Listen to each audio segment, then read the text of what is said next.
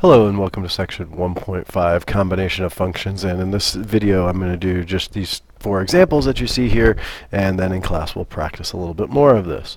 But today we're going to combine two functions by adding them, and we have f of x up here and g of x, and so it says f of x plus g of x, and we're replacing all the x's with x. So if we add the two functions together, that's basically what we're going to be doing here. So we would say that we'd have x minus 3 plus x squared plus x minus 1.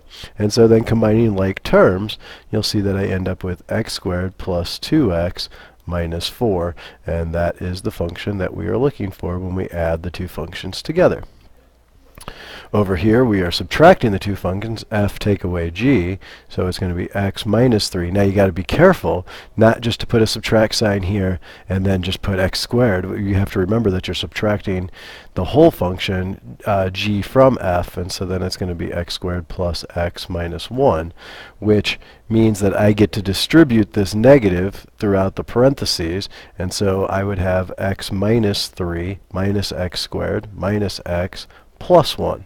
And then now, combining like terms, I'm going to be left with a negative x squared. My x's cancel out, and negative 3 take away or add 1 would be minus 2. And so maybe you could leave it like that. You might want to factor out, but that's an okay answer for us, negative x squared minus 2. Finally, or the next one, we're multiplying these together, and that dot's not very big, but that's what we're trying to do. We're going to multiply these two functions together. And so we're going to take x minus 3 times x squared plus x minus 1. So I'm going to take x times all three of these terms, so it's going to be x times x squared plus x minus 1, and then I'm going to subtract 3 and multiply it by all of these terms. And this is just what you guys know as extended FOIL, but I'm just going to do it this way, using the distributive property to make it a little bit easier for everybody to remember. So now if I take x times all three of these terms, I'm going to get x cubed plus x squared minus x. In the second one, if I take negative 3 times all of these terms, distribute negative 3 times all of these, I get negative 3x squared minus 3x plus 3.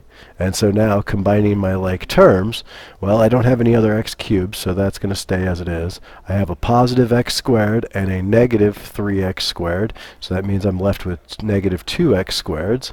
A negative x and a negative 3x would be a negative 4x, and there's no other constant, so just positive 3, and so that would be what happens when we multiply them together. Now the last one here, we're going to taking g and dividing it by f, and so that basically means that I'm taking g, which would be the top one, which would be x squared plus x minus 1, and dividing it by x minus 3.